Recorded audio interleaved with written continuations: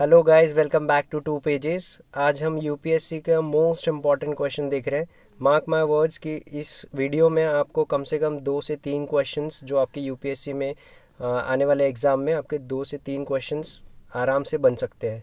ये टॉपिक आप देखोगे कि प्रीवियस ईयर्स में ही बहुत सारे क्वेश्चंस इस पे पूछे गए हैं। तो लेट्स स्टार्ट दिस वीडियो का नाम है यूपीएससी की और एमपीएससी दोनों के लिए वाइल्ड लाइफ प्रोटेक्शन एक्ट 1972। आज हम इसके बारे में डिस्कस करने वाले हैं पूरे वीडियो में।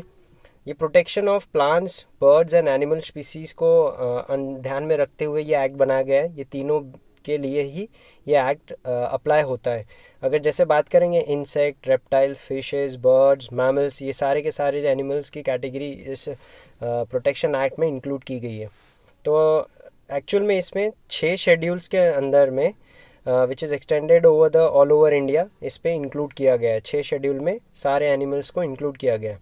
कुछ एनिमल्स होते हैं जिनको हम हंट कर सकते हैं और बहुत सारे ऐसे होते हैं जो नेशनल पार्क, सेंचुरीज़ वगैरह में हम सिर्फ जाकर विज़िट कर देख सकते हैं उनको, लेकिन हंटिंग वगैरह, उनकी ट्रेडिंग वगैरह और पोचिंग वगैरह, स्मगलिंग वगैरह, ये सब चीज़ें बैन की गई हैं। तो ये एक्ट हमें वो चीज़ें सब बताता है। तो शेड्यूल 1 में अगर हम बात करेंगे तो animal granted protection under schedule 1 कौन कौन से एनिमल्स आते हैं वो देखते हैं। यहाँ पर मैंने वही एनिमल्स लिए हैं जो अभी रिसेंट न्यूज़ में रहे हैं या जिस पे यूपीएससी क्वेश्चंस पूछ सकता है। एक्चुअल में यूपीएससी का पर्पस यही होता है कि वो आपको क्वेश्चन में घुमाए। तो वो किस तरीके से घुमाएंगा वो भी मैं आपको आगे जाके बताता हूँ। ब्लैक बग, बंगाल टाइगर, ब्राउ एटलर्ड डियर, जाइगेंटिक रिवर डॉल्फिन, इस पे आपने कई बार क्वेश्चंस देखा होगा, यूपीएससी ने भी पूछा है और पूछ सकता है, पॉसिबिलिटी है। ये जो जाइगेंटिक रिवर डॉल्फिन है, अपेंडिक्स 1 सिटीज़ के थ्रू और अपेंडिक्स 2 सीएमएस के थ्रू, ये दोनों में इंक्लूड किया गया है under the schedule 1 of wild life protection act 1972। Clouded leopard की बात कर ले, चिनखारा जो इसको हम इंडियन गेजल बोलते हैं, कैप्ड लैंगोर की बात कर रहे हैं, फिशिंग कैट की बात कर रहे हैं, snow leopard, Himalayan bear, Kashmiri stag, Asiatic cheetah, lion tail macaque भी आपको ध्यान रखना है यहाँ पे, क्योंकि मकाओ में बहुत सारे मकाओ होते हैं, लेकिन शेड्यूल 1 में लायन टेल मकाओ को इंक्लूड किया गया है। राइनोसोरस, गोल्डन लैंगोर और होलॉक गिबन, स्वेम डियर, मस डियर, ये कुछ इंपॉर्टेंट एनिमल्स है जो शेड्यूल 1 के अंदर में प्रोटेक्शन प्रोवाइड किया गया है। शेड्यूल 2 की बात करते हैं तो इसमें आते हैं jackal, flying squirrel, giant squirrel, sperm whale and king cobra. Make sure कि किंग कोबरा जो है वो शेड्यूल 1 में आता है, आपको यहाँ पे ये ध्यान रखना है। सेलेमेंडर भी शेड्यूल 2 में आता है, सॉरी मैं करेक्ट कर लूँ अपने आप को, शेड्यूल 2 में आता है। यही चीज़ है, देखा मैंने बताया था आपको कि किस तरीके से यूपीएससी घुमाता है। तो हो सकता है आपको शेड्यूल 1 में से कोई ऑप्शन में 3 एनिमल्स दे देगा और शेड्यूल 2 से एक एनिमल डाल देगा, जैसे किंग कोबरा डाल दिया शेड्यूल 1। तो आपको ऑड वन आउट निकालना है कि which one is not included in schedule 1। तो ध्यान रखिए किंग कोबरा जो है वो शेड्यूल 2 में आता है। वैसे ही बात करते हैं शेड्यूल 3 की, तो उसमें स्पॉटेड डियर जिसको हम चीतल बोलते हैं, ब्लू शिप जिसको बहरल बोलते हैं, हाइना, नील गाय, स्पॉन्जेस, सांभार यानी डियर। शेड्यूल 5 की बात करते हैं, फ्लेमिंगो, हैरिस, फैल्कन, किंगफिशर, मैकपी, ये एनिमल्स इंक्लूड किए गए हैं। शेड्यूल 5 की बात करते हैं जिसको हम वर्मिन बोलते हैं। Vermin means that can be hunted, इनको हंट भी कर सकते हैं, यानी इनको कोई किसी तरह का बैन नहीं लगाया गया है कि हम हंट नहीं कर सकते हैं वो चीज़ें। कौन कौन से हैं इसमें, ज़्यादा कुछ नहीं, इस पर भी क्वेश्चन कई बार पूछा है इसलिए मैंने इसको स्टार मार्क किया है। कॉमन क्राउज, फ्रूट बैट्स का ही दूसरा नाम होता है फ्लाइंग फॉक्स। कई बार इसी में कंफ्यूज हो जाता है, मतलब कैंडिडेट्स जो होते हैं वो कंफ्यूज हो जाते हैं कि फ्लाइंग फॉक्स है या फ्रूट बैट्स है, तो वो दोनों एक ही होते हैं। रैट्स, माइस, ये चारों चीज़ों को इंक्लूड किया गया है शेड्यूल 5 में, जिसको हम वर्मिन बोलते हैं and that can be hunted. Schedule 6 की बात करें तो शेड्यूल 6 अकेला है जो सिर्फ प्लांट्स को ही इंक्लूड किया गया है और इसके अंदर में 6 प्लांट्स किए गए। मार्क माय वर्ड कि इस पे भी क्वेश्चन यूपीएससी घुमा के पूछ सकता है कि यूपीएससी का जो वे होता है पूछने का वो ऐसा होता है कि वो कैंडिडेट के माइंड्स के साथ खेलते हैं। तो ये 6 की जगह आपको कभी 3 भी दे सकता है, ओनली 2 भी दे सकता है, या स्पेसिफिक 2 या 3 नाम करके भी मेंशन करके भी आपको ऑप्शन में दे सकता है। तो मेक श्योर यहाँ पे 6 प्लांट्स को इंक्लूड किया गया है अंदर शेड्यूल 6। तो 6 से 6 प्लांट्स याद रखना मेरे हिसाब से काफ़ी ईजी ट्रिक है इसको। तो कौन से 6 प्लांट्स हैं, ब्लू वांडा, रेड वांडा, जिसको हम वांडा मीन्स ऑर्चिड के जो फूल होते हैं ब्लू वाले, रेड वाले, उनको यहाँ पे प्लांट्स जो होते हैं उनको इंक्लूड किया गया है।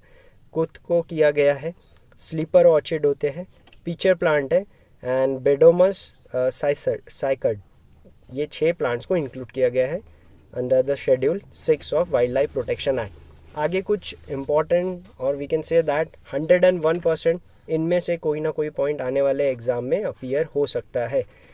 Central government appoints director of wild life protection preservation, तो कौन सी गवर्नमेंट ऑथोराइज करती है, अप्रूव करती है, अपॉइंट करती है वाइल्ड लाइफ प्रोटेक्शन एक्ट के डायरेक्टर को, तो कौन करता है?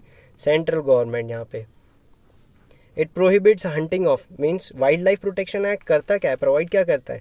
इट प्रोटेक्ट करता है हंटिंग ऑफ एंडेंजर्ड स्पीसीज, जैसे मैंने कहा कि नेशनल पार्क्स हो गए या वाइल्ड लाइफ सेंचुरीज हो गई, वहाँ पे जो एनिमल्स होते हैं वहाँ पे हम जाकर उनको सिर्फ देख सकते हैं। हंटिंग वगैरह करना ये सब चीज़ें बैन हो गई है आजकल, तो ये लॉ हमें, ये एक्ट हमें बताता है। And also it bans trade and commerce in schedule animals, जो शेड्यूल एनिमल्स जितने भी हमने पढ़े अभी ऊपर में, जितने भी शेड्यूल एनिमल्स पढ़े हैं उन सब पे पूरा बैन लगा दिया है। और एनिमल्स विदाउट अ परमिट, यानी अगर आपको हंटिंग भी करना है तो आपको सरकार की, सेंट्रल गवर्नमेंट का परमिट लगता है, वहाँ पे साइन किए हुए पेपर्स वगैरह बहुत ऑफिशियल उसकी प्रोसेस होती है, उसका परमिट के बिना नहीं कर सकते। रिसेंटली अगर बात करें हम, तो Tamil Nadu government notified that Kaveri south wild life sanctuary as the state 17 wild life sanctuary. तो तमिलनाडु अभी आज इस साल तमिलनाडु 2023 में सबसे ज़्यादा न्यूज़ में रहा है वहाँ के, क्योंकि उसमें रामसर साइट्स भी बढ़ गए हैं, नेशनल पार्क्स भी बढ़ गए हैं, बहुत सारे प्रोजेक्ट्स भी तमिलनाडु में आ रहे हैं, इसलिए ये पॉइंट इंपॉर्टेंट हो जाता है। तो ध्यान रखना है, Kaveri south wild life sanctuary as the state 17 wild life sanctuary add किया गया है, notified under the wild life protection act 1972। तो इसमें 2 पॉइंट्स याद रखना है। द स्टेट गवर्नमेंट, तो ऑब्वियसली बात है तमिलनाडु इज स्टेट, तो वहाँ पे स्टेट गवर्नमेंट का ही रोल ज़्यादा रहेगा। The state government through the appointments of the collector determine the nature and extent of the right of a person in और over the land within the wild life sanctuary. तो जो भी उनकी boundaries वगैरह territory होती है जो state को स्टेट से अलग करती है, या नेशनल पार्क भी अगर किसी 2 स्टेट में के बीच में आ रहा है तो उसका भी देख रेख कौन करेगा? स्टेट गवर्नमेंट करती है। और उनका अपॉइंटमेंट ऑफ कलेक्टर वगैरह भी कौन करेगा? स्टेट गवर्नमेंट करेगा। ओके, सेकेंड पॉइंट में आते हैं। Any alteration of boundaries in a wild life sanctuary is possible only after the approval of national board for wild life. तो जो भी बॉर्डर्स होती है स्टेट्स के बीच में, जो वाइल्ड लाइफ सेंचुरी, सपोज मान लीजिए कि एक वाइल्ड लाइफ सेंचुरी 2 स्टेट को कवर अप कर रही है, वो दोनों स्टेट में आ रही है, तो उसकी जो बॉर्डर डिसाइड करने का काम है वो करती है कौन? National board for wild life, ये करेंगी। आगे जाते हैं। टाइगर T104 हम उसकी बात कर रहे हैं, was put down by the forest department of Bihar. Bihar में एक टाइगर को मारा गया है, लेकिन वो ऐसे ही नहीं मारा गया, हंटिंग नहीं की गई है, उसकी परमिशन निकाली गई है, गवर्नमेंट ने ऑथोराइज किया है। क्यों? क्योंकि वो टाइगर जो था वो इंसानों के लिए हानिकारक हो गया था, वो यानी उपाद मचा रहा था, बहुत ज़्यादा परेशान कर रहा था इंसानों को, इसीलिए उसको हंट करना बहुत ज़रूरी था, आपे से बाहर हो गया था वो, इसलिए बिहार में ये हुआ है। कहाँ पे? वाल्मीकि टाइगर रिजर्व में। तो under the wild life protection act के थ्रू ही हुआ है वो 1972। Chief wild life warden of the concern state, यानी बिहार के ही होंगे, ऑब्वियस ही बात है, तो वहाँ से power to permit the hunting and elimination of tiger, उनको परमिट प्रोवाइड किया गया, तो उन्होंने हंट किया है। ये अभी रिसेंट न्यूज़ में आया था, तो ये भी ध्यान रखना है आपको, कहाँ का था वो? बिहार का था। कौन से टाइगर को मारा? T104 टाइगर को। एक्सपोर्ट प्रोहिबिटेड एंड WLP यानी वाइल्ड लाइफ प्रोटेक्शन एक्ट 1972, ये एक्सपोर्ट भी प्रोहिबिट किया गया है। तो कौन कौन सी चीज़ों पे प्रोहिबिशन लगा हुआ है? सी शेल्स, जो समुद्र के बड़े बड़े शेल्स वगैरह होते हैं, वो सब चीज़ों पे भी बैन लगा हुआ है। पीकॉक टेल फेदर्स, जो मोर पंख वगैरह होते हैं या उससे बने हुए हैंडक्राफ्ट्स होते हैं, उस पर भी इन्होंने बैन लगाया। एक्सपोर्ट करने पे प्रोहिबिशंस लगाए। रेड सैंडलवुड्स, जैसे अभी आप देखोगे पुष्पा बहुत चल रही थी, बीच में आया था, तो उस पर भी टॉपिक उठा होता है रेड सैंडलवुड्स, तो उसी का भी, इस पे भी क्वेश्चन अलग से बन सकता है कि रेड सैंडलवुड्स कहाँ से है, कैसे है, तो मेक श्योर कि ये पॉइंट आप अच्छे से ध्यान रखें। Poaching, smuggling and illegal trade off animal listed under schedule 1, 2, 3 and 4, ये चारों को बचा के रखना है, ना ही इसमें हम इलीगल तरह से इन लोगों की स्मगलिंग वगैरह कर सकते हैं, ट्रेडिंग कर सकते हैं, पोचिंग कर सकते हैं। पोचिंग का मतलब ये हंटिंग एंड ये सब चीज़ें हम लीगल तरीके से करें, तो वो प्रोहिबिट करके रखते हैं, ठीक है। लास्ट पॉइंट में आता है वाइल्ड लाइफ प्रोटेक्शन एक्ट 1972 जो है वो national board of for wild life, इसकी एक स्टैट्यूटरी बॉडी है, ये एक जो चेयर्ड होती है बाय PM। इसके चेयरमैन कौन है? PM होते हैं, and approves alteration of boundaries of national park and wild life sanctuaries जो होती है उनको जो अप्रूव करने का काम होता है वो भी कौन करता है? National board for wild life, जैसे हमने ऊपर में भी पॉइंट्स पढ़े थे, हाईलाइट किया है मैंने। नेक्स्ट आता है सेंट्रल जू अथॉरिटी, ये चेयर्ड बाय होती है इन्वायरमेंटल मिनिस्टर, जो इन्वायरमेंट के मिनिस्टर होते हैं वो चेयर करते हैं इसको, अथॉरिटी को। And wild life crime control bureau इसको प्रोवाइड करता है। क्राइम कंट्रोल, जितने भी एनिमल्स के खिलाफ जितने भी क्राइम कंट्रोल वगैरह होता है उसका भी एक बोर्ड होता है, ये देख रेख करता है पूरा। तो आई होप आप ये वीडियो ज़रूर देख के जाए, ताकि आपका आने वाले एग्ज़ाम में यूपीएससी में एटलीस्ट कम से कम 2 से 3 क्वेश्चन आपके इस टॉपिक पे, वाइल्ड लाइफ प्रोटेक्शन एक्ट 1972 पे ज़रूर बने। आपको पसंद आया तो प्लीज़ लाइक करें, शेयर करें एंड सब्सक्राइब करें। Thank you guys.